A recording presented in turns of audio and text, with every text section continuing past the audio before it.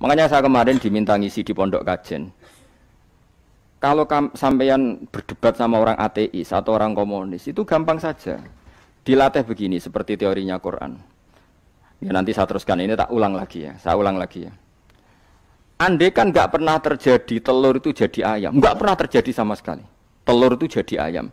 Terus kamu mengasih tahu orang tadi, telur ini loh nanti jadi hewan yang hidup terus terbang. Mesti dia bilang muhal, mau benda mati kok nanti jadi benda hidup yang terbang ngalor ngidul. Berhubung sering terjadi dan dia pun tidak ikut bikin, bilang mungkin. Paham ya? Saya ulang lagi ya. Berarti dia bilang mungkin karena sering apa? Terjadi dan dia lihat. Andai kan pertama kali nggak ada telur sama sekali yang jadi ayam. Terus pengalaman pertama di dunia belum pernah terjadi. Kamu kasih tahu telur ini nanti jadi ayam terus terbang. Orang ini bilang muhal enggak? Muhal. Berhubung sering terjadi bilang enggak? Nah berarti kita nanti bangkit dari kubur gampang saja bagi Allah. Cuma belum pernah terjadi kamu mengatakan muhal.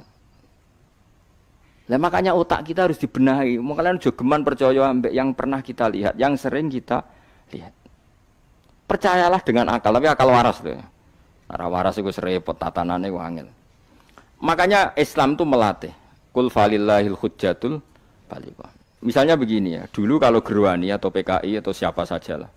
Itu kalau melatih anak-anak TK, makanya seorang ulama harus punya kecakapan penjelasan ibanatul ahkam.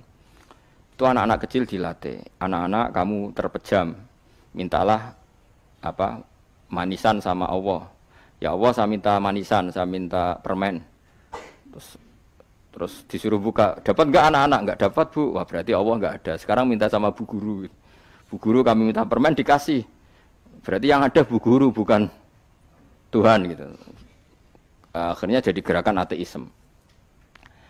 Nah sebetulnya untuk melawan gerakan itu kita harus melatih begini misalnya gini. Saya itu pernah ketemu sama orang yang berpikiran komunis. Oh komunis juga. Dia nantang saya gini, Pak, pokoknya saya tidak bisa nerima konsep Tuhan. Sebelum Anda bisa menjelaskan kenapa ada Tuhan. Jadi, bocah kok elek ini. Nah, aku ngerti aja. Sak cerdas ini tetap cerdas aku yakin tetap cerdas aku. Rasanya selain raine seram meyakinkan, tak pikir tetap cerdas. Kalau itu kan wong Quran gitu. Artinya punya pikiran panjang. Mungkin di antara orang Islam kita ini tidak punya kecakapan menjelaskan. Tapi kalau orang sering baca Quran, apalagi dia ngaji tafsir ya, yang waras maksudnya waras lah. Terus rapati seneng duit, barang ini penting. Kalau seneng duit, mari goblok. Yakin ulama seneng duit, mari goblok tak jamin. Umpama alim wis kelas B, kelas C gak bisa, tahqiq gak bisa. Kalau tahu dikandani kanca kula riyen ambek jenengan udah saya kaca akhir. Lah kena apa? Cok seneng duit kula. Duit masalah bagi ulama. Ora duwe ya luwih masalah kan ya. Maksudnya ora usah seneng tapi aja terus gak duwe. Sekarang saya tanya, Quran itu melatih kita gini. Quran itu sederhana kalau ngelatih tauhid, tapi orang pasti ingat. Kata Allah gini, enggak apa-apa, saya ndak Tuhan enggak apa-apa, kamu yang Tuhan. Tapi buktikan kalau kamu Tuhan. Caranya gimana? Am khalaqus samawati wal ardi. Ya enggak apa-apa, kamu yang Tuhan enggak apa-apa, tapi buktikan kalau kamu menciptakan langit bumi. Mereka pasti ikrar, ya tidak mungkin saya menciptakan bumi, saya lahir sudah ada bumi. Yesus lahir sudah ada bumi, enggak mungkin Tuhan. Terus Tuhan membuat pertanyaan kedua, am khuliqu min ghairi syai'in. Ya sudah, kalau saya tidak Tuhan, lalu enggak ada Tuhan, berarti alam raya ini tercipta oleh sesuatu yang enggak ada. Aneh enggak? Misalnya sebelum alam raya ini enggak ada Tuhan. Berarti sebelum alam raya ini kan adanya nihilisme, sesuatu yang enggak ada. Kemudian sesuatu yang enggak ada ini menjadi penyebab sesuatu yang ada. Aneh enggak? Belum ya aneh. Sesuatu yang enggak ada itu mestinya kan enggak bisa ngelabeti, enggak bisa berfungsi, enggak bisa ada gunanya. Wong jenenge ra ono iku ya ora marai apa-apa. Wong ra ono kok dadi sebab. Sesuatu yang menjadi sebab itu yang wujud apa yang enggak ada? Yang wujud. Sak takok. Lah kalau enggak ada Tuhan, berarti alam raya ini lalu sebabnya apa? Ya dari ketiadaan, lalu tiada itu menjadi sebab. Lah yang tiada kok jadi sebab itu tekem lho. Mikir. Di mana-mana yang sebab itu harus barang yang wujud, enggak boleh tiada kok jadi sebab. Ini kan jadi aneh, sesuatu yang tiada menyebabkan sesuatu yang ada. Terus dia bilang, ya pokoknya ronde ini kalah, tapi kamu tak pikir aja. Pikir nganti mati temenang aku mending ngono. Makanya sebetulnya dalam ilmu mantek, pertama itu kita tidak harus iman Tuhan itu namanya Allah, tidak harus. Makanya pertama dikenalkan, sementing kenal Tuhan itu ada dulu. Disebut zat sing wajibil wujud, belum disebut namanya Allah. Allah itu disebut nama Islam, itu paham ya? Saya ulang lagi, Allah disebut itu nama Islam. Tapi kalau penemuan akal hanya sampai kita ini butuh zat sing wajibil wujud, sing menjadi penyebab semua alam raya ini. Di bahasa Arab disebut musabbibul asbab. Belum menyebut Allah musabbibul asbab. Islam pun pertama Iqra turun ya gak nyebut Allah. Iqra bismi rabbikal ladzi khalaq, khalaqal insana min 'alaq. Iqra wa rabbuka. Tuhan itu siapa? Yang mencipta. Nah, yang mencipta ini oleh syariat Islam disebut Allah.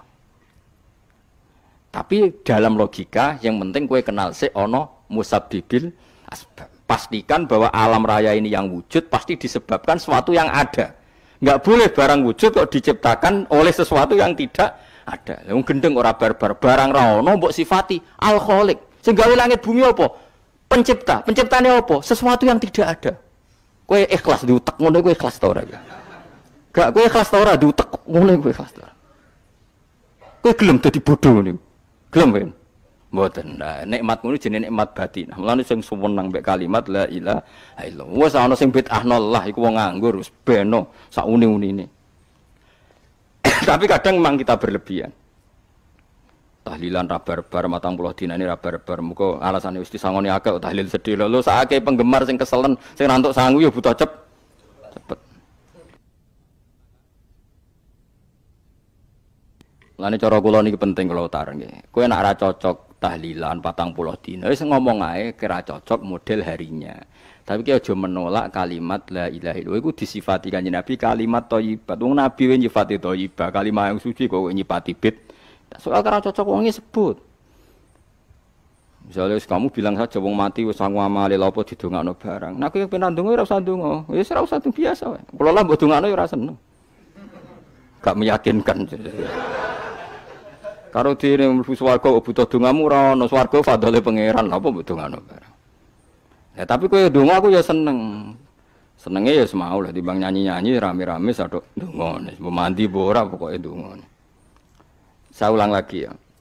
Makanya Quran itu melatih logika sampai seperti itu. Am khalaqus samawati wal ard bal la yuqinun. Sampai terus diulang-ulang. Am khuliqu min ghairi syai'in. Kalau mereka merasa Tuhan enggak apa-apa, tapi buktikan mereka ini wujud sendiri tanpa sebab. Atau begini, kalau mereka tidak tahu sebab pencipta langit bumi, mereka sendiri suruh yakin kalau mereka adalah penciptanya. Amhumul khaliqun, enggak apa-apa. Ya tapi masih Abu Jahal gendeng lah, masih Abu Lahab ngawur lah, nak takoki, ya wes pangeran kowe wae sing gawe langit bumi. Penggemarnya saja pasti tertawa.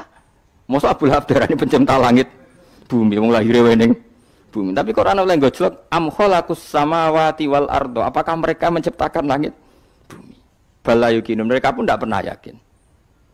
Jadi itu pangeran. Makanya di mana-mana orang alim itu suka debat.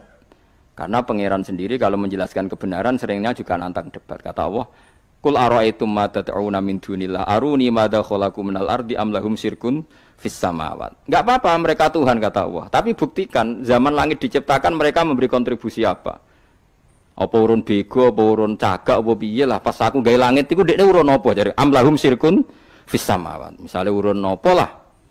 Urun tol, tahu urun apa lah. Itu pangeran. Mereka kan pasti menjawab enggak.